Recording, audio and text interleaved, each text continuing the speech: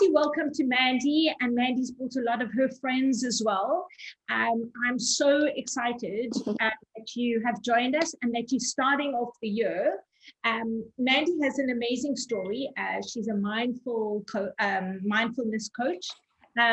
She has a whole bunch of accolades behind her, a lot of experience, not only academic experience, but life experience. And more than anything, Mandy, the truth is, everybody that I mentioned, where I've mentioned your name, just have, really sing your praises and are so excited that you're here. So for me, it's really how the community can just uplift each other and bring us together in one platform.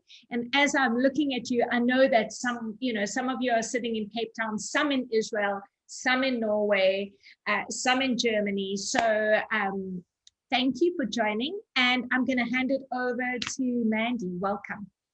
Yeah, thank you so much, Elaine. And just a really hearty, warm welcome to everyone, especially new faces, but it's so heartwarming to see old faces that I've worked with over the time, and just to have you sort of cuddled in a space with me, in support and love, and it's really appreciated. I noticed as I was maybe about 2 hours ago preparing for the talk, just notice in my own experience, you notice that kind of sort of anxiety move from the belly to the chest to the throat. It's very interesting. And I was sitting with it thinking, what is this? And then I recognized, oh, this has got to do with vulnerability. This has got to do with vulnerability. And one of the things, I'm not wearing a mindfulness cap tonight. I'm not wearing a facilitator cap, but I'm wearing a human being been through something in recovery cap. So when I speak from that level of truth, maybe even some people in this room don't know the story, there's always this kind of vulnerability, but what recovery teaches us is that shame dies on exposure and vulnerability is strength. So I'm really hoping that what I share here today is of some sort of just needs to be a phrase or something that can land in a person. And I'm sure there are people in this space that are in recovery themselves. So where I'd like to start is,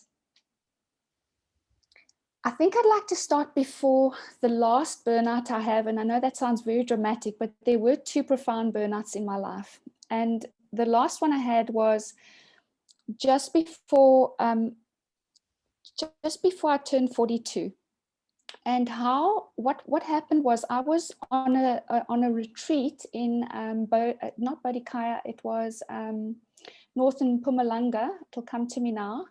It's the menopausal brain. It'll come to me now, and I will share it with you but it was run by it's a Buddhist retreat, and it was run by Rob Nairn. And back then, it was when I was studying with Mindful Association in the UK. We had to do our first 10-day silent retreat.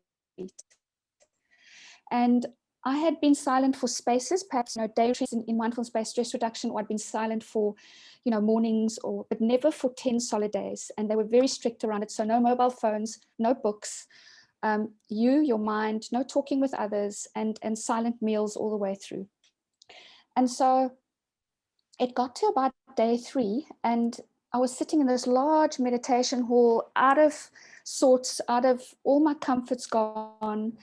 And it was probably day 3, and we'd been silent now for the whole day. And the retreat master, being Rob Nairn, dropped in a question into the practice, and he said, to really watch what happens in your mind. What is this one big belief that is driving you in your life? What is this belief that drives you in your life that keeps creating a crisis of sorts in your life? It was just a general question, and perhaps in your own mind, in your own heart, in your own soul right now, it could be something very useful to inquire around after this.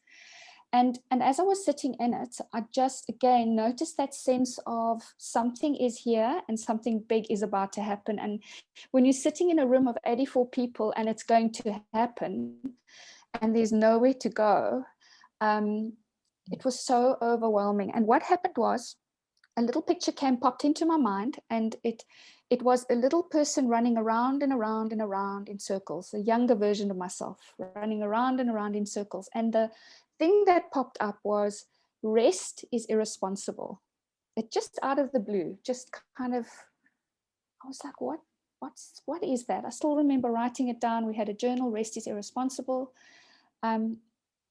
And then there was this sort of break, and the tears just came. Like, I had to leave the room. I had to find the nearest, there was a little toilet sort of to the side, and I kind of just lay on it was very hot, lay on the cement floor for about an hour, unable to breathe, unable to move. And I realized I was exhausted, and I realized something was horribly wrong. And I hadn't been able to actually connect with that, because so much of my life was spent in these repetitive cycles of doing, repetitive cycles of more, repetitive cycles of studying and accumulating more knowledge, being more, never feeling enough. And so I came out of that retreat, having written all of this down, having had this experience, back to my job. And at that time I was working as a business manager for a large newspaper group, and I was probably responsible for about 60 million in revenue a year. And it was just an obscene amount of just work. And there were other things happening in my life, which I'll come to later. But I came back and I picked up the phone to the doctor, because I'd been sick for a year, and I knew I was sick, and I knew something was wrong, and I couldn't breathe. I literally couldn't breathe. My right nostril would not breathe during that retreat. And I thought I had sinus, and they put me on various antibiotics for a huge amount of time. But it's funny how the universe works when you're actually ready to face these things, because I just kind of randomly went onto Google, because that's where we go, and said Dr. ENT, and this man popped up, and I just phoned him directly. I just got a feeling about him, phoned him, and the lady said, come in tomorrow. I went in. He was a doctor called, and he's passed on now, which is another story, but his name was Dr. Oliver Raynham. And it was literally like, in the 5 years that he treated me, when we found out that it was cancer, he did the first surgery, and then I did a second surgery a week later. And it was a sinus cancer, which is a very rare kind of cancer. And there's an 80% survival rate, because it's a cancer that moves around the body. And so when he phoned me, there was this level of calm. And he said to me, we're going to have a long, what did he say? We're going to have a long-term relationship, you and I, Dr. Oliver Raynham. I'll never forget it. I was sitting sort of on my balcony. And he was the most divine human being, just incredible. And he was very, very kind, incredibly kind. And he, in fact, died. I had to do 5 years of sort of ongoing. Every 3 months he'd put a scope down and check around. You know, when I see people doing this COVID test, and they're freaking out because they're putting this little thing up the back of the nose and the back of the throat, which is really uncomfortable. But he was like putting a whole pipe into the whole sinus cavity. So he died the month to the day, 5 years, literally 3 days after my diagnosis. It would have been 5 years. He died in an accident. Father of 4 children. And so the crisis for me then was even harder to tolerate, was the loss of him at that point. So that was the burnout. That was the big one. That was after that, went to an integrative doctor. And I remember leaving Sunday Times at the time, went back to work. So I had a surgery in December, had a surgery on the 18th of December, so a week later, to remove the sinus bone. So I literally am missing this part of my cheek underneath the sinus. And then everything started collapsing. Then I started getting like just weird symptoms, and I had to go for another surgery after that. Maybe too personal to share here, but I went for that surgery. And then I had to go for another surgery after that. So it was literally 4 in the space of 3 months. And my body just couldn't cope with all of these antibiotics, anesthetics, morphine. It was just finished, actually. And I remember driving to this integrative doctor, and he was just phenomenal. So he was in Pinelands, and I was looking at his surgery was there, and I had to park my car here, and I had to walk 100 meters from my car to his surgery. It was April 2012. And I don't know if you guys remember, but the end of 2012, it was apparently going to be the end of the Mayan calendar or something. You know, the Mayan calendar was going to be the big end of the world. So in a way, it was an end of something for me. And I couldn't walk from my car to his surgery. I couldn't walk those 100 meters anymore. And I just surrendered. I just gave up. I got to his surgery and he just said to me, when he saw me, I started crying, and he said to me, do you want to live or do you want to die? Because that's your choice now. Because he said cancer is in all of us and it just gets activated in the few. So yeah, it was a really, really, I mean, what a incredible question to cut through mind, is just to say, do you want to live or die? Like what is the choice here? So I said, okay, if I live, then what do I do? He said, if you live, you go back to the office and you resign right now. You don't argue with me. You don't talk to me about it. You go and resign. That's it. And I didn't understand how I would make that work, because I was the primary breadwinner. We were living in a house and we needed to get rid of all of that stuff. And I didn't know how that was going to work in my mind. I felt lost. But I did as he said. And that was 9 years ago. So 9 years ago. And in that time, the most profound thing has happened in terms of leaving corporate, starting to study again, doing the postgraduate in mindfulness. I'd finished my coaching back then. And we've sold our house. I phoned my husband on the way back from work on the Friday afternoon, and we lived in this home in Takai, which I'd worked very hard for. And I phoned him and I said to him, I think we need to sell the house and we just need to. And he said, okay, no problem, because that's the kind of man I'm married to, thank goodness. And he said, anything, what do we need to do? And so we put it on the market on the Sunday, and it was sold on the Monday. Wow. And I just gave a whole lot of stuff away. People could come and take what they needed, beds or whatever they needed, because we were going to move back into where we are still now, my 1-bedroom flat I bought before I got married. And my stepsons had both moved out of home by then. And so it was just like a divine timing. And that's why sometimes these events that get sent feel so catastrophic at the time. And it changed everything for me. So when I say I literally couldn't breathe in corporate, I literally couldn't breathe, getting a sinus cancer. So yeah, let me just take a moment to settle in, because I can even sense, just talking about that, how that lives in my body, which is particularly interesting to observe. So that was 9 years ago. I've been cancer-free. And when you are faced with a cancer diagnosis, or a diagnosis that stops you in your tracks, you start contemplating, which is something I've contemplated for all my life since I was a little person, what is God and what is death, and how these two things interrelated. And so I'm going to backtrack a little bit on the story now to bring in what recovery is and where this all led up to the cancer of 42. What brought me to that breaking point? Because these don't happen in vacuums. So I grew up in a household where there was an extreme amount of chaos and pain and stress. So there are two aspects to my recovery. So when we're in recovery, there's either you have a process addiction or you have a chemical addiction. So addiction lives in different ways. Many people say, let's deal with the chemical addiction first. That might be drugs or alcohol, or it might be gambling, or it might be eating food.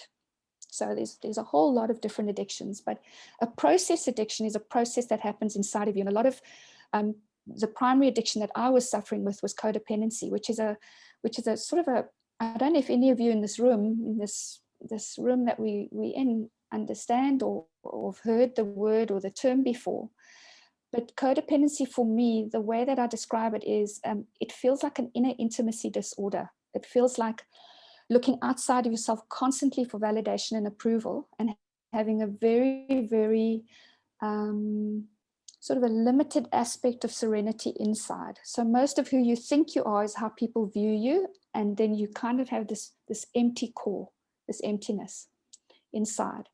So growing up in a household where there was alcoholism, where there was drama, and where there was chaos, at a young age, I kind of looked around the situation and recognized, okay, so I've got to find a way of surviving this. And Gabor Mate, and I'd highly recommend him to you if you haven't or you don't already know him or know of him. He is the foremost person I go to in terms of addiction work. And Gabor Mate says that when we're young and we have to choose between authenticity or we have to choose between attachment, attachment will always trump authenticity. And so what I mean by that is, if you look around as a young child and you look at your parental and your home, regardless of what's happening, you're going to choose to securely attach to your mom and dad as opposed to be authentic. Because to be authentic might very, very well, cause you to have even more distress. So in my original family of origin, what I decided to be was a good girl. It was the role that I took on. I looked at some of the other roles that had already been taken, the hero. My brother was the hero, my older brother, and my younger brother, who was the lost child. And I thought, well, I'll be the rescuer. I'll be the one that makes everybody happy. And it's sort of this triangle that happens in adult children of dysfunction families. And I didn't understand what was happening back then, but I realized that when I'm good and when I'm able to be almost perfect, like when you walk into a room, to bring light into the room, then people seem to be happy with that. But if I expressed myself, if I was angry, if I was frustrated, then the environment couldn't handle that. So that's where the birth of codependency happens. It's kind of the way I describe it is, you've got an authentic self, an essence, which we're going to talk about. I'll talk a bit about that in this evening. But there is a pseudo self that replaces that authentic self, and that starts running your life as you get older. So how it showed up for me, you get to that place of, there was divorce, there was chaos, there was moving back and forth. I mean, I think we moved maybe about 15 times from sub A to matric. Every year there was something else. My mom was struggling with her mental illness. She was a deeply creative woman, and also just unbelievable, just an unbelievable woman, but just so misdiagnosed back then.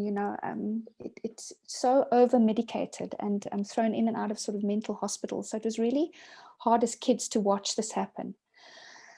And so when I got to high school around that time, this sort of need to numb this pain, this emptiness, this something that I couldn't quite describe. So the pseudo self was running it, the authentic self had gone into hiding, and this thing was running my life. And what it was saying to me is, you can't rest. You have to keep going. You have to be the best. You have to work hard. You have to support your younger brother, and you have to be the person that's holding this all together. Otherwise, it's all going to crumble. And I think I got my first job. I mean, if you can believe it, I got my first job, I think, when I was 13 at a video shop. I mean, we're supposed to go to a video. We call it videos back then. We actually did have videos. But yeah, I went to this video shop to get these little videos out. And instead of going to and get the videos, I said to the guy, do you have someone that can rewind the tapes? I'll work here on weekends. I mean, he was like, but you're a child. I said, yeah, but I want to work. And I think that was my first job. I was earning like £1, I don't know, £1.50 or something, but at least I was earning my own money. And it kind of gave me a sense of, hold on, at least I've got agency. If everything else is collapsing, there's something I can control. Oh, and then control, oh my word. The birth of control, I can control what I earn. I can control how I look. So I can control, if I can't control anything, I can control my weight. And so here started the process addiction, this process of, if I'm sad, if I'm whatever, I can do something. I can control something. Compulsive cleaning.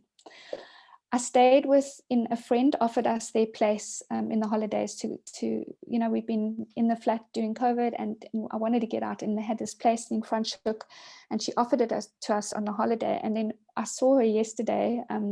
She's a hairdresser, so this is hair done. And she said to me, I'm going to allow you to stay in my place anytime, because honestly, that place was cleaner than when I had a cleaning company in after you left. She said, did you have a holiday or did you just clean? And my husband knows me really well. Cleaning for me is very soothing. Like to get things in order for me on the external when I'm feeling out of control in the internal is very soothing. And it's something that I learned as a child, that actually that's the thing that I can do. I can order my environment. But with that, there comes this huge amount of anxiety when things aren't ordered. And as you know, right now, we're living in a world where we can't control anything. Future has literally collapsed. Future is gone. Future has collapsed. So that was the birth. Went into high school, eating disordered, straight A student, trying to like exercise compulsively, study compulsively, just nonstop into varsity, same behaviors. And then looking after my mom until she died. My mom died when I was 29, and from the age of about, I reckon, 16, 17, I was really, I suppose, her primary caregiver in many ways, emotionally and physically, until the day she died, which she did die from alcoholism. And when I was 29, I was working and came home one day, and there she was. She had passed. I'd bought her a little flat. And it was such a strange feeling, because it was a sort of a feeling of release, because she was so desperately unhappy and was literally committing a slow suicide with her drinking and a smoke. She had emphysema, she had everything. It was really hard to watch a woman that literally, she came third in Miss South Africa back in the day. She made a movie. She was an incredible ability. She was an artist. And just to see, I always, when I speak about mom, I speak about a woman, for me, that's life was unopened. She was unopened. That's the only way I can describe it. It was almost like she hadn't been discovered, because she was a very, very sensitive, introverted person. And the world doesn't make space for sensitive introverts. It's very much, it's difficult to find or navigate if you're an overly sensitive and introverted human being. So after the loss of my mom was when the spiral started for me. It was almost like my purpose from the age of about 16 to 29 had been caretaking my mother. That was what codependency was. It was giving up my own needs, my own life, in order to caretake and make sure that her life matched that. I wanted her to, and she just, 5 years before she died, she said to me, please stop. I don't want you to, I don't want to go into any more rehabs. I don't want any more clinics. Just let me do what I want to do, which is drink. So I said, okay, fine. So we agreed it to a certain degree, and that's, I had to make sure that she wasn't going to be passed out on carpets while I was trying to be in different cities, and that sometimes happened. It was very difficult to navigate, as I think now. I'm 51 next week, but if I think I was 25 trying to navigate this world of a mother that just was disintegrating in front of my eyes. My dad had passed in a car accident years before that. So it was really just me looking after her. And so after she passed, the distraction in me started full tilt. And what that looked like was, because the purpose of my life back then had been about looking after her, all of a sudden I didn't know what it meant to look after me. It didn't occur to me that there was a place where that somehow I could be the priority, and I didn't know how that looked. And so it became sort of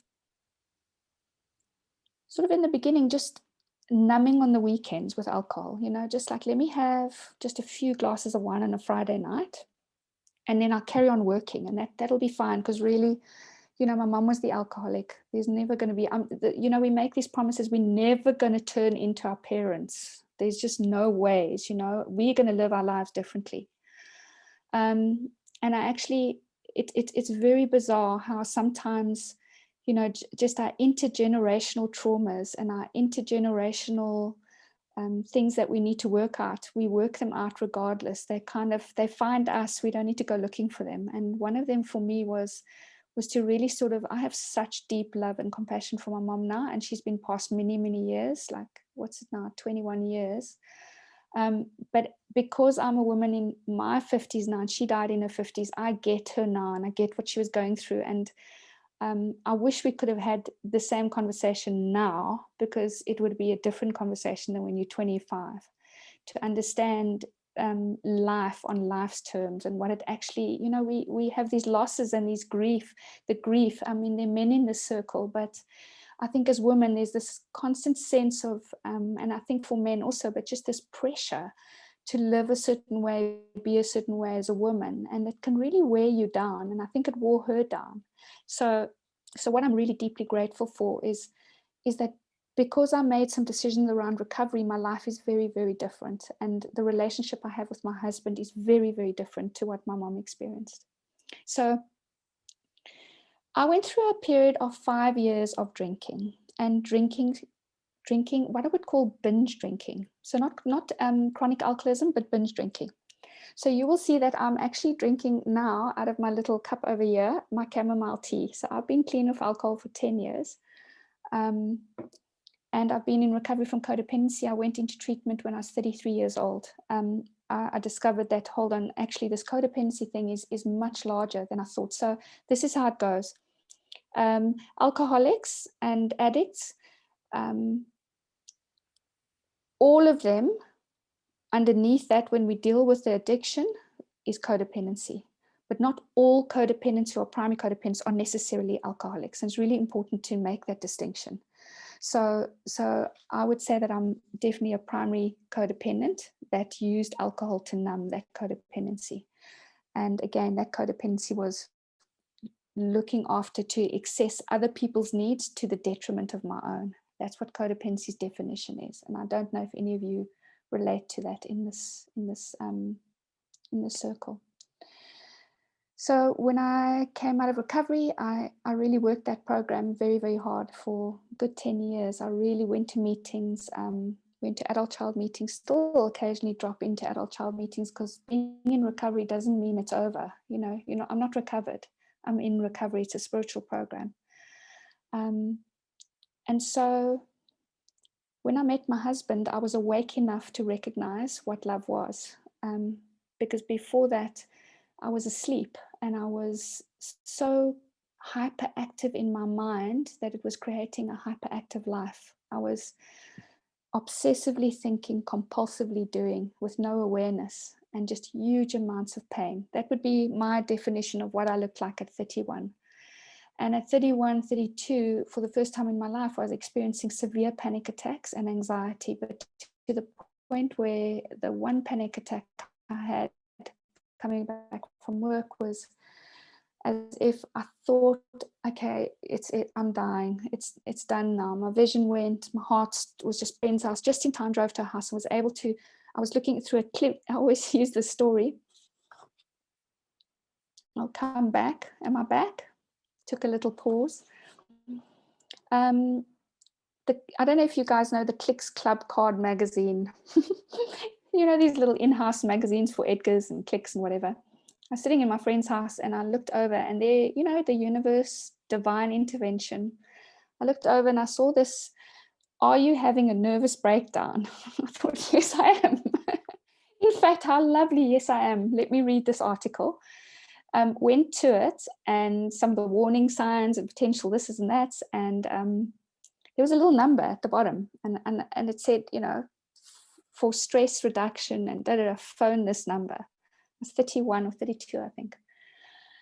And so I dialed it, and Simon Watsman answered, Dr. Simon Watsman speaking. So I said, yeah, it's Mandy, and I'm having a nervous breakdown. So his answer to that was, you're having a very calm nervous breakdown. That was the truth. I was fully aware that I was disintegrating, but I was super calm about it at that time. And that started my journey with mindfulness. I mean, I haven't looked back. I think mindfulness literally for me, and I'm not a person that says mindfulness is for everyone, because it certainly isn't.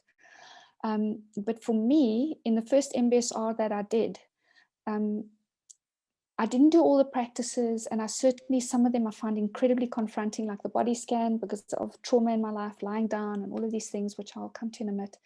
But what I did recognize is that I'm not my thoughts, I'm not my feelings, and I'm not my body sensations. And that's the only thing I learned in my first MBSR. But I learned it it sunk in. If you understand, some of you have done a mindfulness course with me, it sunk in that if I'm not my thoughts and if not my feelings, if I'm not my body sensations, then what am I? And what I recognized was I'm the awareness in which those things are happening. And then I became very curious. I was like, wow, hold on a minute. It's like a light bulb hits you. It's something there's an awareness that's always been with me and will be with me. There's birth and death, but there's no opposite to life. And awareness is pure life. Living in awareness as awareness is life. That was the beginning of it. You know, when you switch something on, it doesn't mean to say that you learn any profound lessons, because I made a huge amount of mistakes after that still. And I continue to this day to make mistakes, and I know which my triggers are, but it just opens up a little doorway. It just opens up something that, wow, there's a potential here for something.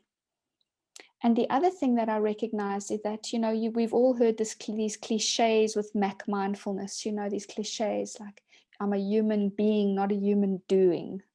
But there is a little honesty in that saying. There is something beautiful about that. That I recognize that a lot of my value that I thought I had in this world was about what I do. So what I do and not who I am was very important to me. To be a business manager of a big newspaper meant something back then. It was like an identity I could cling to. And now I really don't want to cling to any of these identities, because they don't really mean anything in the larger scheme of things. It's lovely to play with it, but it doesn't actually mean anything. I started listening to Eckhart Tolle when I was 33 years old. So he is my primary teacher. I've been following him. So when I was still repping, I only, you know the story now, it was another 10 years of working in corporate, following the first burnout to the second one. So another 10 years of hard lessons. But what I used to do is rep, and then I'd listen to him in the car, because I hated repping. I really, really hated it. But I knew that I needed to keep everyone afloat at that stage. My younger brother was struggling. Like, there was a lot of people relying on me back then also. I tended to choose people in my life that needed me. And so when codependency, the primary pattern of codependency is I need to be needed in order to be loved. I need to be needed in order to be loved. And so you end up surrounding yourself with people that need you, as opposed to surrounding yourself with healthy people. And so Eckhart Tolle, I mean, I was listening to him again today. He really is like, I feel like he's a friend now. I would love to meet him and just sit quietly with him, and he doesn't even need to talk. But this is one of the books that I really love. It's called Oneness with All Life. And it was after his New Earth book. He says that the ego lives through comparison. The ego, I'll wait to come back, because sometimes my internet connection, those are little pause moments. The ego lives through comparison. And I think for me, why that resonates so deeply is as I've got older and as I've walked this path a little bit longer, I recognize that I no longer want to compare myself to this one or compare myself to that one. One of the things around radical acceptance that Tara Brach speaks about, and that acceptance and commitment therapy speaks about, is that every life is valid. Every life is valid. And so I really love that. So when I work with clients who are struggling with various things, I just remind myself in the back of my mind that when someone sits in front of me, that I be completely present with them and recognize that every life is valid and important and critical. There's no need to compare. The ego lives in comparison. And the choices that every human being makes are really sacred choices. It's sacred. Everything is here for the evolution of your consciousness. Everything that you face, even this pandemic, even what's happening in the world right now, it's almost really difficult to tolerate. But in some way in the back of my mind, I can say to myself, everything's exactly as it should be in order to move consciousness forward. And what I've done with mindfulness and recovery over the years, the primary benefit for me has been that maybe things don't change so much on the outside, but definitely my relationship to those things on the outside has changed. And that is an attitudinal aspect. And attitude is something that we bring to the practice on the cushion, those that have done mindfulness, but it certainly helps you to bring that into life. And one of the attitudes is self-compassion, that we have to start with compassion. And I used to think, wow, well, this word compassion, I mean, for yourself, when you hear the word, it's also like really sort of in the zeitgeist at the moment, isn't it? Compassion, compassion, compassion, compassion. What does it even mean?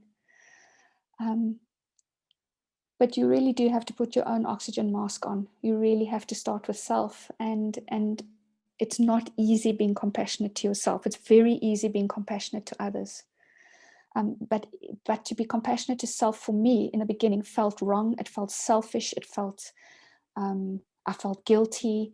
I felt ashamed. Shame was driving me a lot. And I had to learn a new language. And some of the teachers that have helped me and supported me through that, I haven't met them personally, but I have met some of them. But Paul Gilbert's work, Compassionate Mind, is absolutely beautiful and critical. Tara Brach has got a compassion series out now. Her book that she's just written now, based on that series, is called Radical Compassion. And so that's a beautiful resource to actually learn strategies, because we cultivate compassion. It's not just something that we're born with. It's like tending to a little garden. That's what compassion feels like for me. So here are the things. So end of last year, I was very, very busy during this pandemic. It shocked me, actually, because Tim, my husband, lost his business around when the pandemic hit. I mean, very quickly, actually, around March, April, just gone. So we were sitting in my lounge and we were thinking, okay, well, this is interesting. So I'd kind of had a sabbatical, 2-year sabbatical, because he was really doing well. And I'd had lots of spaciousness and time to write and get creative. And I was drawing and art, and it was really beautiful. And so he said to me, well, we're going to have to do something to make income last year. We're going to have to step up somehow. And we sat together and we did the things we had to do. And I just had this overriding no fear at all. Like life would just unfold just absolutely fine. Everything will be okay. And I had I'd met Mark Williams, who wrote Mindfulness-Based Cognitive Therapy for Depression, at the conference in 2018. I literally had a little conversation with him. It was about a 5-minute conversation. We sat around and he was kind of thinking, maybe what we'll do is we'll take a few of the mindfulness teachers in South Africa and we'll pilot a project called Feeling Tone, Mindfulness of Feeling Tone, with these teachers. And then he's going to write the book this year. So what happened last year, I did one of the pilot projects free of charge in January. The pandemic hadn't hit yet.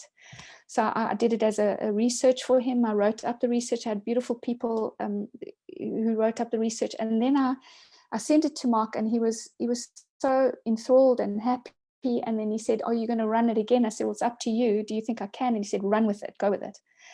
And I put it out there, and all of a sudden I got people that were interested, and then I got more people that were interested, and then just coaching went out of hand. And before I knew it, I just couldn't believe how busy I was. It was just unbelievable. And I think why I'm sharing that with you is, at a time when I was saying to Tim, when we had the house and when everything was going, Tim was retrenched back then, and that's kind of why we sold the house. But if he put out maybe 200 CVs, it was a little, back then. But yet in the middle of a pandemic, a month into this, losing his business, losing everything, he all of a sudden got a job offer. It was just the most bizarre thing. I turned to him and was like, this is a little bit crazy that you were getting a job offer in the middle of a pandemic, which he got. And then all of a sudden the pressure was just gone, and everything it was just the most creative year last year. And I also was these 2 new people have come into my life back then last year with some new offerings, which are very related to African indigenous knowledge, to looking at how contemporary mindfulness fits into an African tradition, to look at how mindfulness with trauma and intergenerational trauma, how that works. And so last year for me was a deeply creative year and a gift on so many levels. And then at the same time, holding the grief of so many of my clients and myself, not being able to see my husband, my stepsons, not being able to be with family like all of us, losing loved ones. And so holding these dualities, in life is a little bit like what we've been called to do, the both and. Extreme levels of growth and creativity and love and care, and extreme levels of grief, profound sadness, anticipatory grief of what we're going to lose after this pandemic, and holding those dualities. And when I said to Elaine, being comfortable with uncertainty, that's what we've been called to, because we have no control. So how do we get comfortable with being in uncertainty? How do we do that? How do we honor that? And I suppose, there's a little phrase that I love. One of my friends is a death doula, and we went to, she also had a terminal cancer diagnosis, and she's got through it. And so we started going to things called Death Cafe about 3 years ago. And it sounds really, really out there. But the Death Cafe was a social experiment. And what it was is conversations around death, because what we're so scared of is talking about these things, but it's so liberating to be at these talks and to be in this group of people that were able to actually explore these topics. And so one of the teachers that I went to that's kind of part of the hospice, and I again can't remember his name right now, it will come to me, and Frank Kaczynski, he wrote a book, the five something about death. Anyway, so Frank Kaczynski, he spent thousands and thousands of hours at the deathbeds of people. He's in his late, probably 70s, and I actually went to a talk in Cape Town when we still could. It was a room of about 500 people, and he just sat in the middle, and you could literally hear a pin drop. It was the most profound evening of my life. And he has one phrase that he uses, and the one is, what do I want my life to be an expression of? What do I want my life to be an expression of? And what would love have me do today? So in my bedroom, I kind of made them into little posters. And so as I get up in the morning, I look at those two next to my bed here. I've also got another one that says need or want. That was a 2018 emoji, need or want, thank goodness. I wanted a lot of stuff, but I didn't need it. So saving was important. Obviously something was coming. And those two are sort of mantras for me. What do I want my life to be an expression of? And what would love have me do today? And so they kind of cut through something in me. They kind of cut through my obsessive compulsive go, go, go. One of the things I've promised myself this year as a self-care, because already clients that I'm working with there is a lot of pain and distress, and I think I need to look after myself in order to hold those spaces. And the most critical thing for me that I recognize as an addict, as an obsessive compulsive person by nature, is the absolute negative spiral I go to when I'm engaged in social media in any way, shape or form. Now, I never joined Facebook back then. I went on Instagram. I think I lasted maybe 24 hours. But what I've been doing this year is really making a concerted effort to dopamine detox, to just get off this constant scrolling for news and what's happening with Trump today and what tweet did he send and what's happening with the world. And I noticed that addiction to intensity in me, that addiction to adrenaline, that addiction to wanting to just, and what that's about for me. So one of the things this year, and it's been one of the priorities, is definitely just to drop these things. And I was saying to Elaine, because you said join me on Instagram, and I said, look, I am on Instagram, but I haven't used it from the 24, I think one day that I was on it. I think I'm going to just delete WhatsApp, because we might as well, hey, because they're going to want to link it to Facebook and they want to do this and that and that. And I wondered what it would be like. So 4 years ago, it was my year of no shopping, and I did a journal around that. I wanted to really get an insight of what it would be like not to buy a single thing for a year. And so I journaled every time I was pulled towards an item in the shop. I journaled about it. I was like checking in with my emotion. What is the emotion? I was thinking, oh, if I buy that pair of jeans, I'm sure people will see me as a much better human being. That was the thinking. The feeling was not good enough, the thought, and I journaled and journaled. And so for that year of no shopping, I got a dopamine detox myself off shopping, which was fantastic, because conspicuous consumption is just not the way to go right now. So I'm wondering what it would be like this year to do a risk and just to delete WhatsApp and just I'm sure people will find me if they need to. And I'm sure I'll hear if there's any big news that has to happen, I'm sure I'll hear it somehow. So that's the task of this year for me, is really a deep dive into psychological well-being, starting with this digital detox and news detox. And I've started it this year, and I'm noticing I'm feeling a lot calmer. My meditation practice is a daily practice, whether it's on the cushion, off the cushion. Eckhart Tolle's challenge for 2021 is do one thing at a time. So there's my challenge to everyone in this room. Do one thing at a time. It sounds so easy. See if you can try it. Don't be hard on yourself if you fall short, because I wanted to eat lunch this afternoon and just eat, but I really, really wanted to check in with a WhatsApp that someone had sent me. And I caught myself, I really want to do two things at once. And it was a real struggle. But there is something about just challenging yourselves in those moments. If you don't want to sit on the cushion, mindfulness is a tricky practice, and it's worthwhile, but it is also, if that's not your thing, then try and do one thing at a time. When you shower, see if you can just shower, not bring the whole conversation you had with that friend 2 days ago and repeat, and forget, did I wash my hair or didn't I? Was there still shampoo in my hair? So these are the little things we can just bring into our lives with mindfulness and compassion. So I must say, I just want to check in with myself for a moment and offer myself compassion. I'm feeling relieved. When I started the talk, there was so much vulnerability. And as I've sat in the circle, just sharing some of the stuff with you, I noticed that it's gone. There's ease in my body. So there is a lot of warmth in the room, which is beautiful. And maybe just, I think I've spoken enough for now. I think I'm spoken out. So thank you for all listening and being present to me. It's really beautiful. Thank you. Elaine, I'll hand to you for a bit. Thank you so much, Mandy, for what a delightful. Everybody it's quiet, but we all just riveted by not only your story is so interesting, but also your ease with which you've just been so honest and beautifully vulnerable in sharing your story. And it's a time where I think we're all feeling very vulnerable, very fragile, and it's the reason why I created this, so that we can sit not in a formal setting.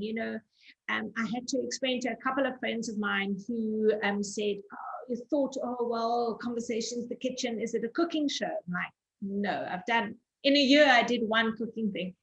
It's the kitchen because it's the place where you can really just share in a very relaxed way, and you've come here and you've just allowed, we've sitting here, and I love looking at the gallery, and everybody's just really wants to hear more. So don't feel like you've said too much, or they'd be more than happy for you to just keep on sharing, because along with your story, you have pearls of wisdom that you've just so graciously and abundantly shared with us. So what I'm going to do is, I would love to, because I'm sure there are people that want to maybe ask you some questions. So if I could do that and then just open it up, whoever would like to start. I think between me and you, we can probably just check. So Catherine, thank you, Mandy, for the invitation. I'd like to join the platform again. Great. So Catherine, just take my number. I am on WhatsApp. I'm not going to delete it. It's the only platform I use to share these messages. So please just beautiful. Send me a message. And who's going to ask first? first? Who wants to start it off? Anyone? Just a comment. Tracy, yes. Hey, Tracy. Hi, Mandy. Thank you so much for that. It was really beautiful, and I appreciate your honesty and your vulnerability there. I wanted to know what you do in your sessions. What does a session with you entail exactly? I just offer some spaciousness around exploring either recovery themes, whether it's codependency or. But I suppose for me, it's growing a relationship with yourself, using mindfulness as a frame, compassion as a frame, and compassionate inquiry. That's the kind of frame that I use in the coaching that I do. And then I teach mindfulness-based courses. I teach a couple a year, and that's what I do in the world. So can I just jump in there? So Mandy, what I would love to offer, and I can see Carla's hand is up, so I'm going to call you now, is Mandy, if you, so at the end, what I do for everybody is I send Mandy's, if she's open to that, details so that they can get hold of you, or if you're doing courses, how they can get hold of you, direct them to your website. And then maybe take that further. So I know you do regular courses, don't you? Yeah, I mean, I'm teaching I'm teaching the Feeling Tone Mindfulness course at the moment, which is Mark Williams is offering. I've taught it. This will be the 5th offering that I'm doing. It's trauma informed, and it's smaller practices, shorter practices. I know some people in the space have done it. It's a beautiful offering, yeah. So I teach that, and I'm going to do it twice this year. I'm going to try and practice some self-care, and then the second offering I'm doing is Umama Wetu, restoring the spirit of Mother Earth, which is with a Sangoma, an African Indigenous knowledge expert. He was supposed to be here tonight, so I'll check where he is. But it's a very different offering. But what we've done is look more at mindfulness through the lens of Indigenous knowledge, which is very interesting. So instead of doing resin as a practice, which we might do in an MBSR, we use water as a practice to bring awareness. So it's very different. It's a profoundly wonderful space. We've been exploring. We put it together last year, and we've run it once. So those are the 2 offerings that I'm going to have a look at, and they are online. Thanks, mate. So they are online, and I try and keep the group small so that I can manage, so that everyone's got a chance to. So I don't go more than 12 people if I'm facilitating alone. If we co-facilitate, no more than 20. No, our co-facilitation on that one is 15, I think, or 20 on Umama Wetu. But that's really looking at a very different aspect of awareness. Yeah. I think just hearing you. The conversation, whether it's directly what you've chatted about, just awareness and how much knowledge you bring to the platform, I think people would be very interested. So whatever dates, if there are dates available for those courses, I can just share them to the group. Thank you. You see, I'm already deleting WhatsApp, and it's already paying off. Here we go. Don't you dare delete. I don't need to be on social media. Trust the universe. So, Carla, I know you want to do chat. What's your question? Hello. Hi, Mandy. Hi, Carla. How are you? Good, thank you. I want to say that we'll have a whole conversation, me and you. Oh, wow. I've been coached by Mandy before, people, so that's, yeah. Mandy, I've got a question regarding the codependency. So I don't know, that there was some people that popped up a hand when you mentioned it, and I want to ask, so what happens like when you've got this knowledge of codependency and all the great knowledge, and then you're so excited, and then all of the stuff starts turning against you, like even, what's that book, When the Body Says No, that author you mentioned? Gabor Mate? Even that book, so obviously that's not, I'm talking about myself. That's okay. turned against me, and I hate that I've got the knowledge that I know that I'm a codependent, because now it feels like I'm analyzing everything I do. Do you get that now still? And what are kind of ways to deal with that? Yeah, what a beautiful question. I mean, absolutely. The self-criticism and the self-judgment and the constantly checking. That's why I think the word codependent is, for me, when I was told I was a primary codependent, I was so angry. I'll never forget the day. I remember lashing out, and I certainly didn't have emotional awareness back then, but just saying, but I'm not dependent on anybody. How can I be codependent? People depend on me, and that's so I was angry at this word codependency. So put it aside, Carla, and just remember that inner intimacy and compassion. That's the gateway to recovery. Because what you're naming is that you constantly criticizing yourself. Now there's this hyper awareness of everything, and that's the critical thing about being trauma informed with these practices, and with recovery also trauma informed. It's key for me, because when you're doing mindfulness and you discover all of a sudden I'm an anxious person and I didn't know that I had this amount of anxiety, because when you stop, you close your eyes, you tune in, you recognize, oh my word, I have overwhelming anxiety. And you go, I wish I had never known this, because I'd found so many different ways of numbing that. I wouldn't have known I had this amount of anxiety. It's a little bit what you're naming. You almost go through this perfect storm when you come into recovery. There's first this pink cloud. Oh, wow, I'm in recovery and I'm on a 12-step process and I'm going to be a better person for it. And then there's the crash, isn't it? Like a hero's journey into the dark pit, into the abyss.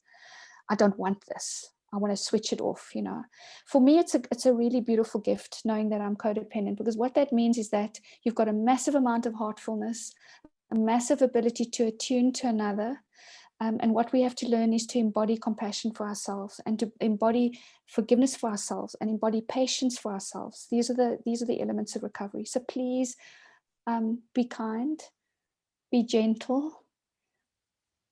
It's okay. And it's also okay to feel frustrated at times, It's okay to go, oh, I wish I'd never even known this, Yeah, recovery is not an easy path. It's like really literally the road less traveled. It really is that little, it's not the glitzy highway. I think I mentioned that to you in our talks. The glitzy highway is the spiritual bypassing. Let me read another 12-step self-help book. I'm going to have a self-help book. I promised my supervisor stroke therapist that I'm going to have a self-help book bonfire at the end of the pandemic, because we really do need to. They're wonderful, and they're beautiful, and I've probably read every one of them. But the only way we're really going to truly find who we are, the essence of who we are, is if we listen to our own selves. There's a self-help guru inside of us. We just got to be still. Yeah. Thank you, Mandy. It's so lovely to see you. Wow. Same. Yeah. Thank you. Thank you, Carla. Lekker that you joined. Nice to see you. Yeah, nice to see you too.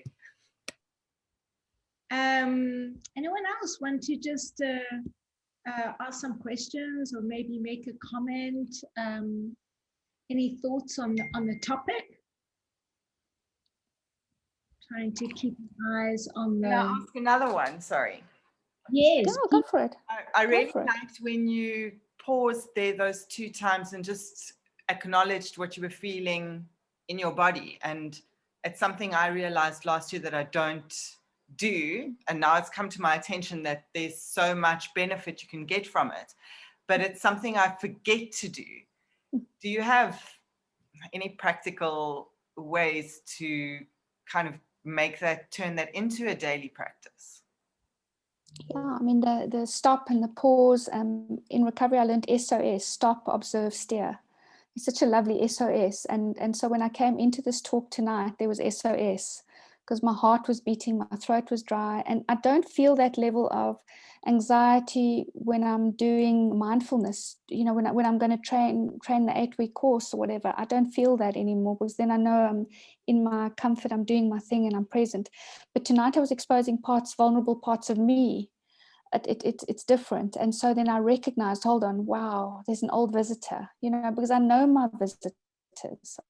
I've spent a lot of time in the last 20 years getting to know these visitors. Like we have a poem in MBSR calling it the guest house. I'm sure a lot of you in the circle know the guest house.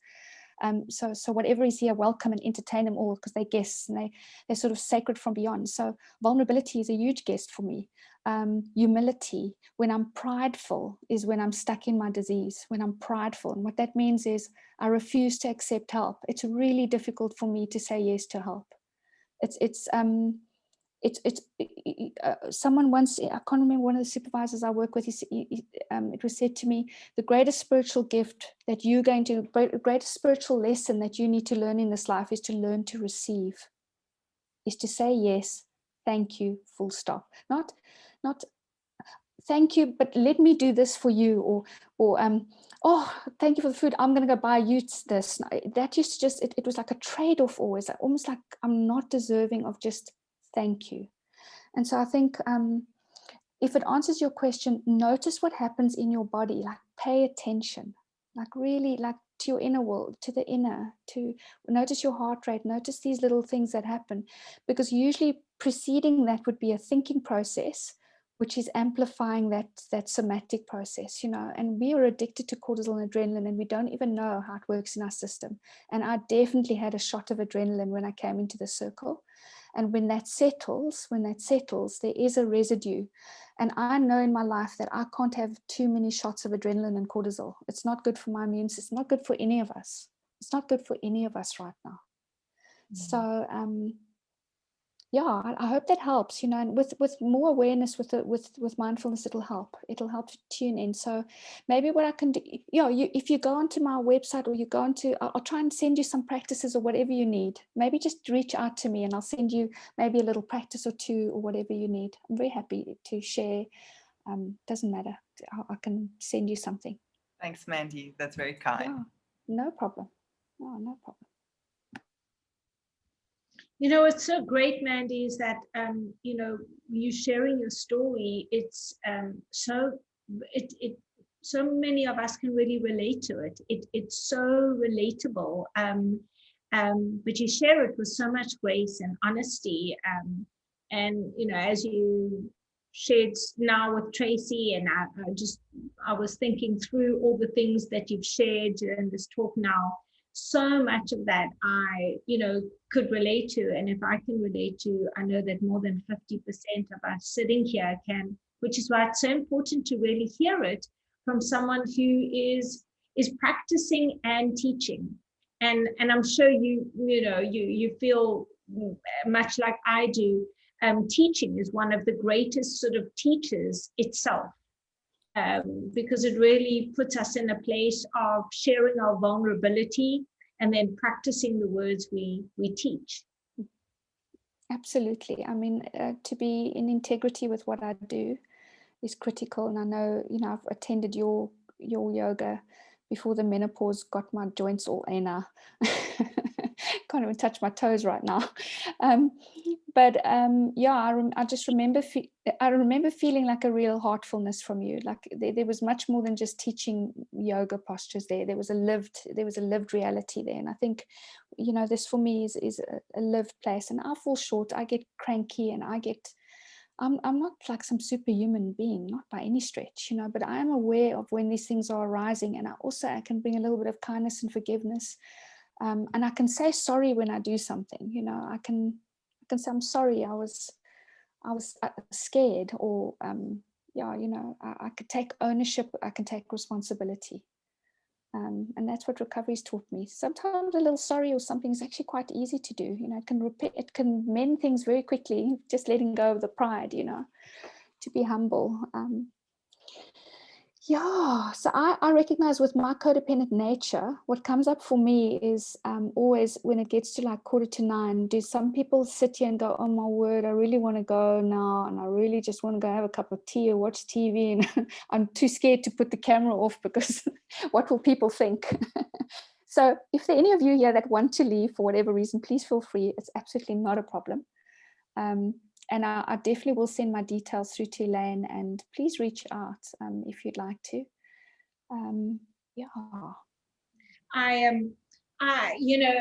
Having done this for weeks and weeks, I realized, also because, maybe if we weren't all in lockdown, but we really are back in sort of a deeper lockdown with South Africa, but in Europe, they're in a deeper lockdown. Terrible. So this is such a nice way to socialize. And so maybe if we weren't in this scenario, people would go quickly, but I suppose if we weren't in this scenario, this wouldn't have been born. So so it kind of does its flow, and as people are wanting to go and have dinner or whatever it is. So I like staying on here. I like people asking questions. Sometimes I stay with some visitors in the kitchen and the speaker is ready to go, but I'm here. But before, there's often not enough time to just say, like, before we proceed, I just want to say to you, thank you so much starting this year for all of us. So relevant, so necessary. All the comments that I got, Natasha as well was just saying, thank you so much. And you sharing your vulnerability and your wisdom at the same time. I think that is a beautiful mix of learning how to communicate moving forward for all of us, because we all are feeling quite vulnerable, quite anxious here and there. We're not going to escape this, but the support of us together and knowing that the guides and the teachers are human. Nobody's superhuman. Nobody has like got it under control. And I think there's something very comforting. I always found that was like when I hear a real person, when I'm at a lecture or I go to a teacher, and you see and you feel their humanity. It just makes it more, one can relate to it so much more. It's more captivating, and it also feels like a sense of like comfort, safety. So thank you so much. And I know who's saying thank you, Marlene, as well. A lot of people just sending messages. So I'm going to thank you. And just give us, you tell me if you need to rush off, because I don't need to rush off. But if anybody wants to still just have a few more comments or some questions that they have, so nice to see new faces here. Yeah, you might have like a little something you want to say. Usually when you want to pop and ask something or say something, then your heart beats really fast. You can check in for yourself. But I'm not in any rush to go anywhere. Lovely. I'm reading some of the Corinne's sent such a lovely message as well. I don't know if you're seeing it. Oh, beautiful, yeah, thank you. Yeah.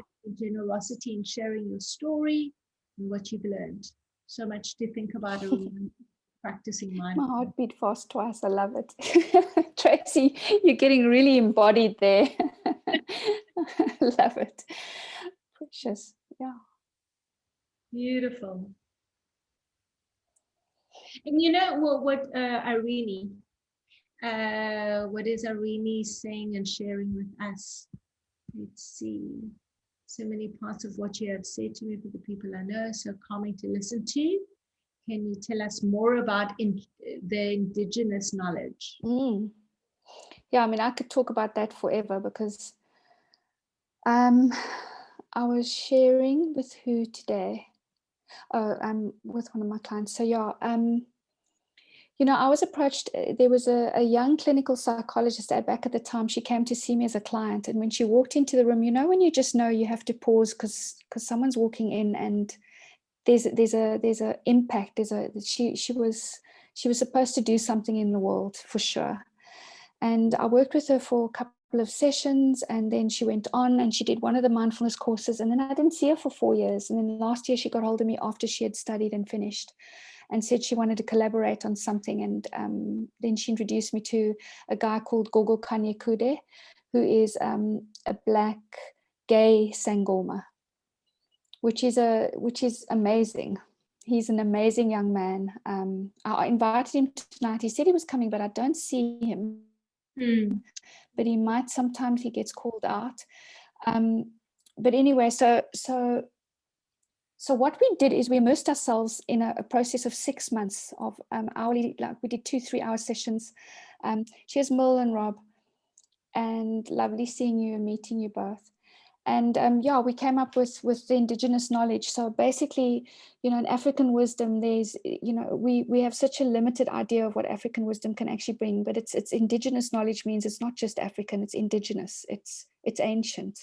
And it's sort of been stifled out by modern psychology, been stifled out by modern ways of being, but it's you know, it's profound that our ancient ancestors are actually Mother Earth itself, you know, the rocks, the water, the mountains, this is what we're made of. 93% of us is stardust, which is a clinical fact, you know, it's like a scientific fact if we break ourselves down. So in the course, what we also did is we looked at names, and you know, us as a white people in the space, we have a name and we don't really resonate with that name in a particular way, but African indigenous knowledge, there's such a beautiful, each name is so significant that I've really understood now the significance of each name and where the ancestry and the genealogy comes from. And he's a specialist in that field.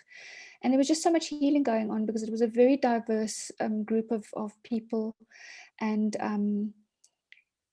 at the end, we recognize one of the sessions is called, so each of the sessions are broken down into various ways so of looking at growth, you know, of growing. So it would be, for example, the grounding, the earth, the new sprout. And we're looking at elements, the first 4 sessions building on the essence of who you are, and the next on sort of not, but justice, inside out justice, like what does it mean? So yeah, just profound.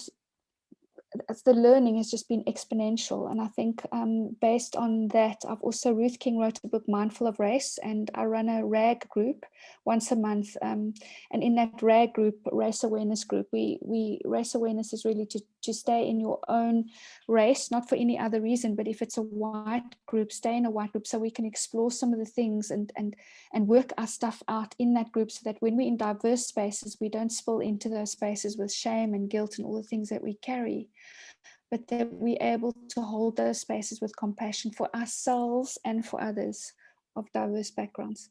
So I think it's just been such an open-hearted thing for me to be involved in, and really as a person that loves this country and wants to be here and wants to immerse myself in it, to start exploring isiXhosa and engaging with the language, even if it's just small little phrases, just to say, you know, when you're in a space, to say Nkosi, or say just something small, you know, Nkosi, just something, just been so profound to get that feedback in different spaces. So yeah, challenging, confronting. We cried a lot, the 3 of us together. We fought about social justice, and we fought about socialism, and we had robust conversations, and it was just amazing. And I think human beings are just so beautiful, and if you're able to just have open-hearted conversations, anything's possible. And that's the space that we're creating. Anything's possible. You know, we drum, we sing, we do everything different to what the Western model is of mindfulness. We call it Ubuntu mindfulness, and we've created Ubuntu chart, and it's really been an eye-opener for me. It's heartful. South Africans are amazing. I think it's one of the most amazing people on the planet. I think we are amazing. I really do. So yeah, that's what that's about. And it's unfolding and it's creating as we go along. And I'll see how it goes. It was just a most unexpected turn of events last year. It's not anything I could have ever dreamt of. So really, I'm in a deep friendship with a young Sangoma. What a gift. Would never ever have imagined that. Never. Yeah. He calls me Gogo Mandy, by the way, which is just too hilarious.